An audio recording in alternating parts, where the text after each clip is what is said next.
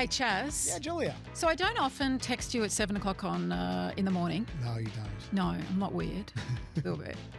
But when I saw Charlie Kirk had been shot, I wanted to text you straight away. My words were, holy beep.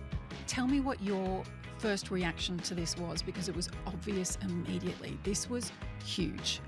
My first reaction was, I've got to text Julia. No. My first reaction, actually, I was thinking about a 90s movie, an ancient, terrible movie called The Siege, which I don't know if you ever saw. No.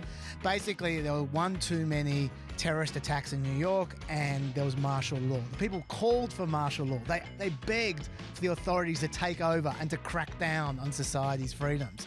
And I thought about The Siege, and I thought, is Bruce Willis about to be in charge of America? I don't want this. Wow. Okay, well, it's been massive in the US.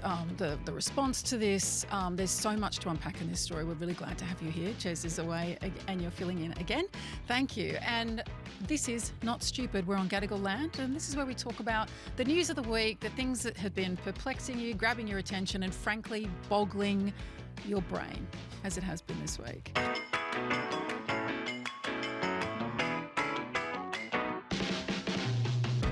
Now, first of all, let's talk about Charlie Kirk. Now, there has been a shooter has just been charged, and we've got more information on that, which I think is quite crucial. But before we get to that, let's talk about who Charlie Kirk was, who Donald Trump apparently said to, you are one of the 3 or 4 people that has helped me win power. Why was he so influential, and why has his death had just ricocheted around the world? Well, in terms of his actual power, Yeah. he had very little. Like, I could name 100 people who had more power than Charlie Kirk. Influence. Yes, but here's the thing. In him being shot, he actually was very significant. Firstly, to answer your first question about did he win the election for Donald Trump, I actually don't think he did. Yeah. He was part of the turnout operation. The states that he worked in, actually, Donald Trump did worse than in the other states. So I think this is a bit of a myth. But it's been reported that Trump has said this to him. Yes, it has been reported. And he did kind of generate a buzz amongst young people, and he's, travelling across Yes. university campuses. He gave a youthful edge to republicanism, from the bow tie to something that had a bit more of a contemporary vibe. He's definitely been given credit. I'm not sure whether it's true or not, but he's been given credit for Trump's success amongst young men in particular, because Charlie Kirk has been working on that demographic for over a decade. Right. And maybe he did have an influence in that respect. But I would say that there's a few reasons why in his death he becomes even more significant than anything that Trump said before. The first thing is he is universally loved by conservatives in a way that very few people are. He's a great networker. He seems to be very generous to his friends, and pretty much every conservative seems to have a story of Charlie Kirk's kindness to them in particular. So that's the first thing. They just genuinely love the guy. Secondly, his entire career was putting videos online of him besting smug liberal students in debate. This is exactly how conservatives like to see themselves. Yeah. He was pretty much the avatar of who they wanted to be and their idealised version of conservatism. So that helped as well. Kind of jaunty, and he was always smiling, and he was never Always having seemed like fun. defeated. He was always having fun. That's right. So which made him entertaining. Yeah, absolutely. And palatable. But what of the things that he said that upset the left? Do we need to talk about that? Oh, he said a lot of things. Yeah. Civil Rights Act was a bad idea. Yeah, absolutely. He said Martin Luther King was a bad guy. He said, I could go through. Tell us some of them. Okay, for instance, he said Taylor Swift should. Oh my God. He basically Submit to her counseled husband. He counseled her to submit to her husband. In all seriousness, He said the actual words were, "You're not in charge anymore," and I found that fascinating. That you're not in charge. The need to tell a woman who's got such a following, and is so loved that to try to say this is wrong. That's not the natural order of things. You don't have authority. Right? I mean, the fact is, the guy was a talkback host, and he has the same set of quotes that every conservative talkback host has, which is a lot of really gnarly stuff.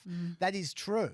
But the thing that set him aside that makes him different to other talkback guys, number one, as you said, he often said it with a smile on his face. He didn't have the same anger that a lot of talkback people do. Didn't lose control and start to scream. He'd go, oh, well. He had these certain rhetorical devices that he would repeat. Definitely. The other thing about him is that he constantly, in those videos I was talking about, he won the culture war over and over again in his videos. Now his videos are kind of a fiction. I mean, he's only putting up stuff where he wins, and he's up against. We saw stuff where he didn't win. Yeah. But he's also up against students who are nervous. He's practiced this stuff for years. But the fact is, over and over again, he was winning the culture war, and the culture war was the most important thing in American politics at the moment on both sides. But there's another side to that, because he was actually having those debates and conversations with people face to face at a time of an incredibly fragmented media landscape. Totally. Yeah. Totally. And this is, I think, important. I think it shouldn't be lost. I agree with a lot of the criticism of Charlie Kirk, but I think the fact is he was there. He actually did engage with people. Even in these rigged debates, he was still engaging, which is more than I can say for the rest of America. Well, he went to campuses wearing a T-shirt, "Prove me wrong." And this is the thing about what happened in his death, the symbolism of his death. Yeah. He got shot reaching out to the other side. He was in the process of answering a question from a liberal when he got shot. And conservatives, they have not forgotten that. That to them, they say, look, he was our nice guy reaching out, and what did he get for it? What's the point of being nice? He got killed. Yeah. So it's time to get tough. And that is very much the mindset at the moment. That's why I think his significance increases in his death, is because the very act in which he was undertaking when he was shot, it makes everything just so much nastier as a result. So you think an effective orator, good at kind of rallying younger people, good at like curating an online presence that galvanised, those on the right who wanted to see Liberals getting owned. Yeah. But really the whole thing augmented massively by the shooting and by his just unequivocal support across the Republican Party. Very much so. He was a remarkable person, there is no doubt, who achieved an amazing amount in a short period of time. Right. He's not a god. He's not Martin Luther King. He had a nasty streak. That is true. And people can point out to that a lot. But at the same time, he would have just been one more culture warrior if he hadn't been shot. The moment he became shot, I think he attained more significance. And ever since it happened, people have been projecting almost their own desires and interest for who they want the shooter to be, because it will support their own ideology or a desire for retribution or revenge or whatever. So people are coming up with some pretty simplistic templates. Yes. Right? But now we know that Tyler Robinson said in a text message to his roommate / partner, by the way, is that his partner or his roommate? Well, he certainly has... He certainly has been dating his partner. Whether they're still together or not, I don't know. Right. Okay. Who we'll get to the discussion of this. His partner / roommate is transitioning. Yes, from male to female. From male to female. Okay. So, but what we know is that he said in texts, "I have had enough of Kirk's hatred, and some hate can't be negotiated out." Yes. So tell us where this positions him in this highly inflamed landscape right now. Yeah, okay. Well, there are two different roads we can go down. And actually, before we go down either road, let me just say one very quick thing. Yes. That if you got me 10 years ago and we were talking about any kind of mass shooting and I said, let's not name the person, let's not talk about the person because these people are copycats. It's been established that shooters are copycats. And the more publicity you give the shooter, the more you'll see more of it. And we are entering a period of extreme political violence, partly because they are copying each other. And so the worst possible thing that can happen is what is happening right now. Everyone knows Tyler Robinson's name. Everyone is dissecting Tyler Robinson's life. Everyone know, and they're doing it for pars and gain, essentially. And there will be another shooting of a political figure because of this, because someone, the next shooter, is watching this. So let me just note that. I mean, we're going to do it because we have to do it. Yeah. But the fact is, society is going down the wrong road at the moment in this regard. But to answer your question, the thing that conservatives at the moment are focusing on in particular, as you said, was the partner/roommate. Why are they relevant, you might ask?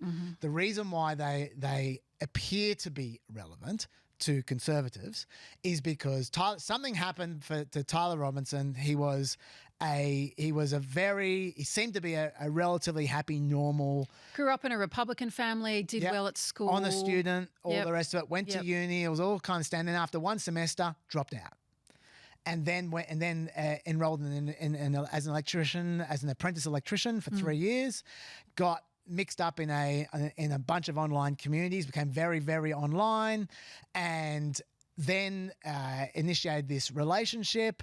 And the reason why it seems relevant is because it may provide the motive for the shootings. People are going, why? Why the shooting? And obviously Charlie Kirk, one of the things that he was known for were anti-trans views. And while there's no suggestion that Robinson's partner had anything to do with this at all, or even in fact knew it was going to happen. But wouldn't these text messages? Oh, he told afterwards. Her, Yes. Afterwards, he told her. So whether there was, and there's no suggestion that the partner was involved. Maybe they were, maybe they weren't. But there's no suggestion so far. Yeah. Nevertheless, that provides potential motive for Tyler Robinson to shoot Charlie Kirk. Also, he had leftist tendencies in the last couple of years, Tyler Robinson, but in particular, people are focusing on the transgender thing for that reason. Okay, let's talk about. Sorry, can I just make one more thing? While there's no evidence that Tyler Robinson told his partner beforehand, there is evidence that he told at least seven different people online, a number of whom were transgender, and a number of whom were in these groups, and also that some of them even cited the date that something was going to happen with Charlie Kirk. Told them beforehand. Yeah, well, there's evidence of that. We don't know for a fact. Maybe there was some lucky guessing going on, but there is evidence that he told at least seven people in groups, some of them transgender. And so the conservatives are saying, look, this is evidence that he was very interested in this particular issue, and this might provide the motive for the shooting. Okay, can you just spell out for us the context about this anxiety around either him or a partner being transgender and that being his motive? We know that was an issue in the last election, and Donald Trump ran a pretty successful ad campaign on the question of transgender.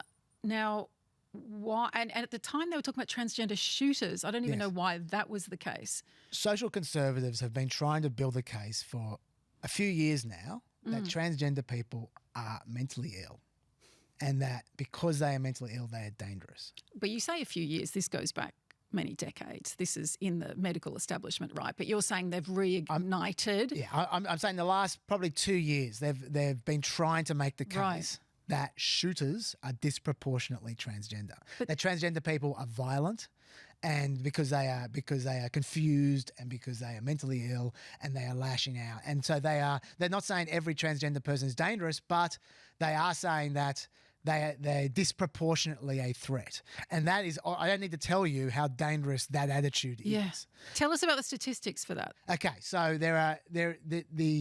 as far as shooters go, there have been, depending on how you define a transgender person, because sometimes it's non-binary, sometimes it's someone who says they're transgender and you're not sure if they are transgender. Right. Somewhere between 5 and 8 shooters over the last few years have been transgender. We're talking about 4,600 shootings though. Right. Okay, so as far as proportions go in the community, it's probably underrepresented, to be honest. Having said that, out of the high-profile shootings out there, every single one of those shootings were high-profile. And so it's more like 5 to 8 out of 20.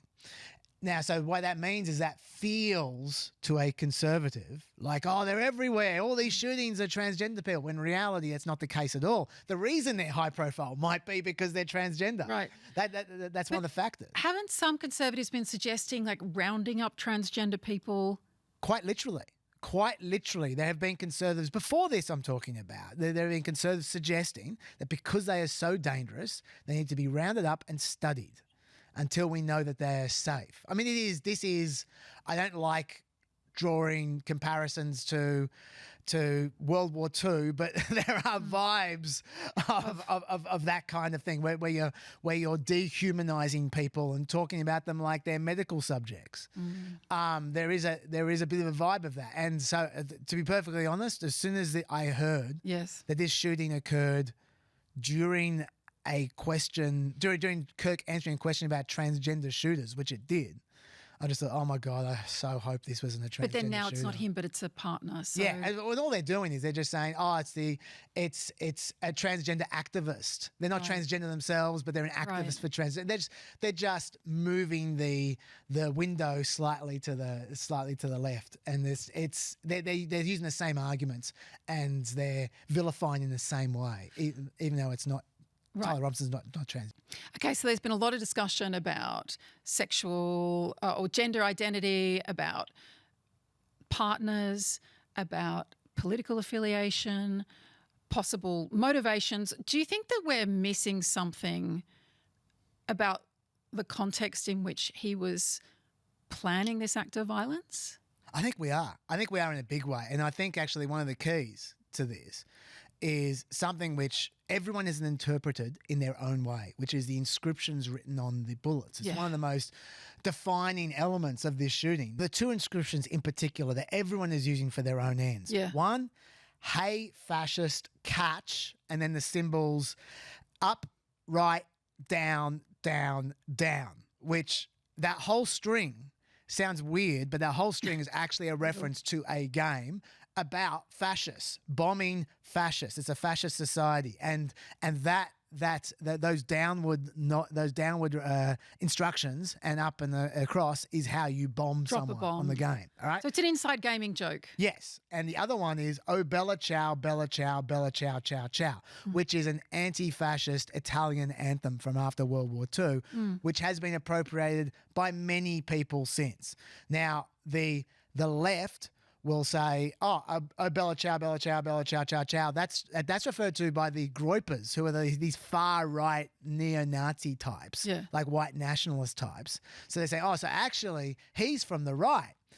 The right are saying, oh, hang on, it's anti-fascist. Like that's from the left. Yeah. And he actually said, hey, fascist, catch. Right. That's clearly from the left. Right. But then there's a third interpretation, which is the one that I happen to have, which is, look, there might be a bit of overlap here with other ones, but it's gaming. The whole thing is gaming slang, not just like the "Oh Bella Ciao, Bella Ciao." That's an online thing as well. It's all online. So he's just speaking to gamers? I think he is, and he's not the only one.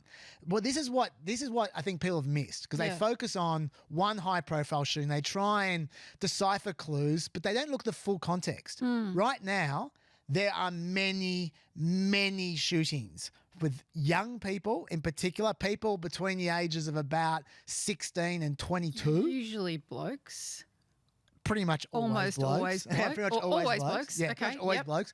And almost all of them are super online. You might go, well, every kid's online. Yeah, tell me what super online is, because that's a phrase you used before about Robinson. Yeah, what I'm referring to is people who live their entire lives in chat rooms. Right. Like, it's not just they use the internet. Yeah. It's that. It's not the hours. It's the relationships are on there. Yes, it's that their entire social life is online with people who they've never met. Right. In chat groups, on Discords, they're on Twitch, like places like that. And they said that's literally their entire life and all their references.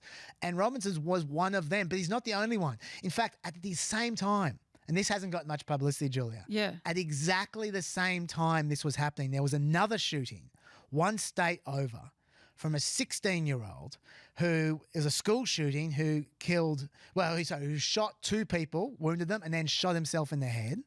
He's a 16-year-old. He had just been spending the previous few months on a site called Watch People Die, where they literally, it's a group dedicated to watching mass murders, serial killings. Oh my gosh. Shooters. And not only was he on this site talking about shooting, having his own shooting, and them giving advice on what he can do, he was showing them his gear. And they were going, oh, yeah, this is good, you need to get this. They were coaching him. Far out. They were coaching a 16-year-old to go out and do a shooting, and then they would watch it. And the thing was, he joined this kid who I'm not going to name because I'm not going to make it worse. Yeah, sure. This kid joined that group in between 2 very famous trans shooters in Wisconsin and in Nashville. Yeah. Both of whom were super online and part of these groups. Not watchpeopledie.com, but there are a few of these groups, believe it or not. There's a bunch of them. By the way, Twitter is. I was really struck by this on the weekend when I was talking to a bunch of teenagers who'd all seen the shooting, the gory version of the shooting videos. And then they were talking about the stabbing of the Ukrainian woman on the train. And one of them said, oh, no, you just go to X now. X is a place where you go to watch people die. My daughter is 15. She sent me the video, the uncensored video from X. Yeah. Yeah. This is a thing. There are online communities dedicated to this. Yeah. And demonstrated shooters are learning from them. Right. So that's what we need to focus on is what's happening I think there. This is part of that. Yeah. And you might go, okay, where did this all come from? I think there's a few things. I think I'm going to try and make this quick. Number one, the pandemic, I think, did these people no favors. They were 10, 11, 12, 13 during the pandemic. Crucial socialization years. Yes. That's the first thing. Secondly, these people have grown up in nothing but polarization. Yep. Think about their age. They know nothing but the Trump era. And even if you love Trump, it's just so polarized, so much hatred. They've grown up in economic anxiety. They've got no hope. They have no hope whatsoever. Well, I'm not saying they don't have hope, but they don't feel hope. So there's this extreme negativity. Yeah. They only know hatred and bickering, and their entire socialization was disturbed. And surprise, surprise, enough of them have ended up maladjusted. Also a currency of attention. Yeah. By saying more and more provocative things and doing more and more provocative things. And the idea that the way to respond to something is to burn it down just for the sake of something happening. And I think a key as well is when you say this kind of stuff, you talk about nihilism, internet nihilism stuff, people say, oh, you're just making excuses. I'm not making an excuse. I'm saying that this can inform other things. Yeah. Even if they're left or right or whatever. Yeah. Maybe they wouldn't have become a shooter if they weren't part of these communities as well. Yeah. And we had more social responsibility from our social media giants, which we kind of don't. Even Meta abandoned fact-checking. Yeah. So I think it's a real issue, and I don't think it's being treated with enough seriousness. Yeah. And I suspect in 2 or 3 years we're going to look back on this period as being driven by online nihilism. Before we leave this topic, I want to talk about, we've touched on the fact that, so we have, Donald Trump, who's said that, the left has gone too far and we've got to beat it out of them. A lot of people wanting to pin this on violence only coming from the left, which is inaccurate. We need to point only to January 6th to see that there's been some violence coming from, say, other parts of the community. Yeah. Well, look, the comparison I always give is Paul Pelosi. Right. Paul Pelosi, Nancy Pelosi's husband, got his head bashed in with a hammer. What was the reaction? Laughter. Yeah. Jokes. Right. No one took it seriously. I know Paul Pelosi isn't a political figure, but that guy wasn't there for Paul Pelosi. Yeah. That guy was there to hit Nancy Pelosi with a hammer. Right. That's why that guy was there. Well, and on January 6th, they were pursuing Nancy Pelosi as well. So, look, it's unfortunate when it becomes partisan, but we're getting that message repeatedly, along with we will pursue and seek vengeance on. Now, J.D. Vance, Vice President, also overtook, Charlie Kirk's podcast to say this as well. It's the left and we need to do something about it. But it's also to punish people, to track down, identify, punish people who have firstly celebrated what happened in terms of the shooting or supported it in some way. And then there's others that have just commented on it and speaking about some of Charlie Kirk's views being hateful. Yeah. Yeah, I was going to say, like, if it was, I mean, I should just say, by the way, with America, with this First Amendment, that stops the government from interfering with but you. But not private employers. Exactly. Yes. Exactly. It doesn't stop people calling up your employer and saying, do you really like hiring this person with this view? Yeah. Which is exactly what they're doing. But it's wild how much this has happened. There's a site called Expose Charlie's Murderers. They're basically blaming all rhetoric for Charlie Kirk's death. Yeah. They have 60,000 tips. Yeah. And they are literally going down one by one and getting these people fired. And they've got what they call a trophy room where they show off all the people they've gotten fired. And we're not talking about, like, you could almost understand if they were politicians or if they were CEOs or they were people who were in a position of responsibility. I'm talking about people like the district manager from Freddy's Frozen Custard and Steak Burgers. Right. I'm talking about but it's working. They're getting sacked. Totally. As you said, it's not just about people cheering his death. Yeah. It's about people saying, "Oh, Charlie Kirk's a bit sexist, isn't he?" Yeah. It's about a bit people, on the nose. It's about people critiquing Charlie Kirk, straight out just political opinions. But this goes to the fundamental contradiction and double standard here, and that includes Charlie Kirk, who was all about free speech and debate, and yet at the same time had that, what was the list he had of, like, university professors? The professor watch list. The professor watch list. Yeah. So anyone who expressed kind of wokeism. Yeah.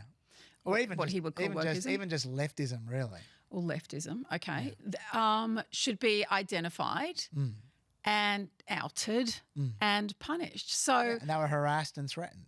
One example of this is journalist and college professor Stacey Patton. So she had a statement about how she was on his digital hit list. She says, under this so-called professor watch list, she landed there in 2024 after writing commentary had inflamed the MAGA faithful.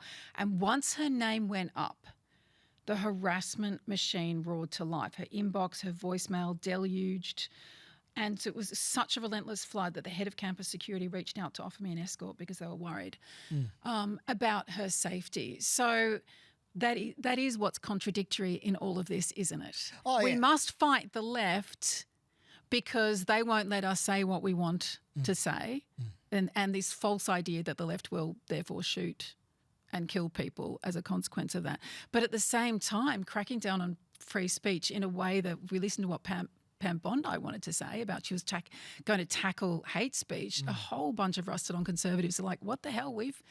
We've been trying to preserve these freedoms for decades. Yeah. Look, number one, it was definitely a contradiction with Charlie Kirk, the hit list. Yes. It wasn't exactly the Greek forum as far as debating goes. Yeah. To hound them out of their positions, but the fact that the exposed Charlie's murderers people. I mean, I hate that. But that actually I don't think is the biggest problem because that they didn't invent outrage. Outrage has been around for a long time, and at these passionate moments like now, people have been cancelled in the past for saying unfortunate things. That's not new. Yeah. The concern for me is where it goes from here. Yes. Because in 2 weeks' time, if someone goes, someone said something nasty about Charlie Kirk, they're not going to get sacked because no one's going to care in 2 weeks. This is the heat of the moment, right? But my concern is the administration is talking about cracking down on these people themselves, and not for one day, but for weeks and months. What do you think is going to happen? Well, this is my concern. If you have a look at what Steve Miller said, the last message that Charlie Kirk gave to me before he joined his creator in heaven was he said that we have to dismantle and take on the radical left organisations in this country that are fomenting violence. So what he's referring to there is the NGOs, the non-government organisations who fund. J.D. Vance talked about Soros. He talked about the Ford Foundation. He didn't pick them out of the blue. He talked about them because they fund a lot of left-wing organisations. What they're going to do is they're going to take some of these organisations and they're going to declare them supporters of domestic terrorism. And then they're going to say, if you fund any left-wing organisations, that's supporting terror, and we will destroy you. As the government, we can. And that's when you get into some really, really dodgy territory. That's when you get into defunding the opposition. That's when you get into what Hungary did to become an authoritarian country 20 years ago. That's when you get... It's very boldly stated. Yes, very openly stated. And I'll give you another example. The Southern Poverty Law Centre, which it lists hate speech and hate groups. They were all over Charlie Kirk because of all the things that he said as a talkback host. They had Charlie Kirk they mentioned him, I think, 38 posts they had him on. He appeared in the year in Hate and Extremism 2024 18 times. Conservatives have mentioned that a lot. I bet they go after the Southern Poverty Law But it's this Centre. conflation between criticising someone and incitement to violence. 100%. It's conflating criticism with incitement to violence. It's also criticising Trump with all conservatives.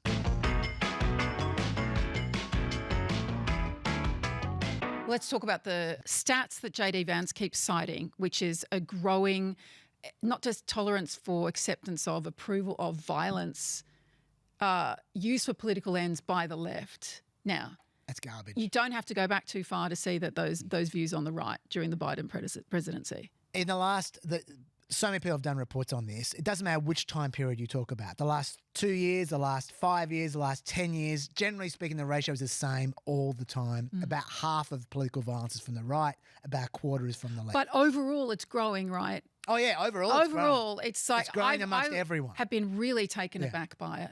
Yeah. That what seems to be not even tacit, an explicit acceptance that this is inevitable. Like I said, these people copy each other. Yeah, it's going to get worse, Julia.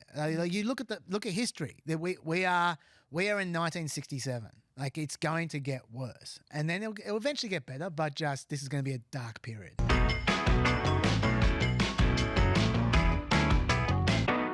Now it's time for the pick of the week. Very well done there. Yeah, wow. Guess who's done FM radio? Okay, quite a lot of celebrity award shows leave me a little bit cold because of the self-congratulation and because of the hoo-ha and all of it. But every now and then you get these breakthrough moments. And at the Emmys, there were a couple of quite beautiful moments this week. Yeah. I loved that Owen Cooper. Did you watch Adolescence? I did, yes. I loved that he got Best Supporting Actor, the youngest actor to ever do it. And he stood up there and said, this is really surreal. I just thought when I started taking my acting classes a couple of years ago, there's no way I thought I'd even be in America, let alone up here. And was like, this shows that you just really should keep focusing and really work on something, and kind of addressed the cringe thing. Like, don't worry about being embarrassed because you can do whatever you want to do. And there was something really great in that moment, and really important, I think, that Adolescence was about in depicting, linked to exactly what we're talking about. Yes, it was. It's very relevant. Like what's happening online for young men in particular, and also the massive divide with their parents trying to understand. Then we had Stephen Graham, who acted in it. He got Best Actor, acting in it, and also directed it. This was essentially his idea, and he just stood up and he was like, it was a really genuine moment. He's like, this doesn't normally happen to, mixed race kids who come from blocks in Kirby, and how kind of surprised and blown away he was. And then when they actually announced that he was going to get it, that everyone piled on him like it was a big football scrum, and that he just scored a winning goal for the cup. And I kind of love that. And the way he actually spoke about his wife, I mean, he did say, look, this shows you anything's possible, what happens to me. And he said to his wife, without, you are everything, but without you, I would be dead. And I love you with every bit of my being. And I loved the way he spoke to her, and also knowing that he struggled with depression in the past and with potentially serious consequences. And so watching them kind of really quite humbly and excitedly accepting those accolades for work that started a global conversation, or was a very important part of a global conversation, I loved. And I don't know if you saw Somebody Somewhere. I did not. It was a really sweet Midwestern American show about a woman who's disoriented and gone back after a death in the family. And there was a bloke in it who got Best Supporting Actor, and his name is Jeff Hiller. And it was the same thing. He kind of was like, he was so surprised because he was up against Harrison Ford. And he said that for years, I've been saying, you know, I want to do acting, and the world says to me, well, why don't you try computers? And he's just this very sweet character who's a queer Midwesterner struggling with his faith. And his best mate is also confused. They go off to choir and find this kind of, you know, love this community and all the rest of it. I think he said something like, I just want to thank you to HBO for putting a show about sweaty middle-aged people on the same network as the sexy teens of Euphoria. So, and he also said it is such a unusual show because it just shows that how those friendships and those kind of moments of connection can get people through anything, really. And he said, you know, the writers put together a show about connecting and love at this time when compassion is seen as a weakness. So anyone who hasn't seen that, I would recommend going back to see it. That was a beautiful pick, and it's going to make my pick in comparison seem very strange. Please tell me. It was strange to begin with. This is going to seem irrelevant, but I've struggled for years and years and years with blisters on my little toes. Oh. But I'm sorry to hear that, Chaz. Well, it's my secret pain. Lots of walking, lots of running, and lots of blisters. Yeah. And the other day, I discovered just randomly toe socks. The ones that go in between. Yeah, socks with toes in them. That's my nightmare. I'm not going to name any brands. No, sure. But I'm just going to say that, my God, talk about a game changer. Really? Yeah, no blisters anymore. What? They're just gone. Why? And the thing is, because what gives you the blisters is the rubbing. The pulling It's the rubbing of the two toes next to each other. Oh. That's what gives you the blisters. After your first run, were you like, my life has changed? Totally. I was suddenly a less unpleasant person. You can ask my wife. Wow. My secret pain was over. And the thing is, I know how ridiculous they look. I'm aware that walking around with, because I walk around in socks, as you know. You do often. And walking around in socks with toes, like people look at you like you're wearing like a tie with a hamburger on it, you know, like one of those people. but honestly, it's just changed everything. I couldn't believe it. Have you got them on right now? I got them on right now. Yeah, I do. show me. Yeah, okay. I want to see now. Look at that. Look at that. Oh, yeah. Yeah. Actually, they don't look weird. I mean, they do look like gloves. They do look weird. They look a bit scary. Well, but women have got those shoes now where it's like a calf, like it's kind of divided in the middle, which I find very strange. And I am here for those women, sisters. Chaz, I just think people are going to be so happy for you. Yeah, and it's a great tip to anyone who's that's suffering. Why I wanted to bring it up. Without mentioning the brand. Yeah, like if someone else has the same secret pain, give it a go. All right. Thanks so much for filling in again. Oh, my gosh, we had so much to talk about. Yeah. Our producers are Madeline Genner and Cinnamon Nippard, and you can watch us on ABC iView if you like. Thanks, Chaz. Thank you, Julia.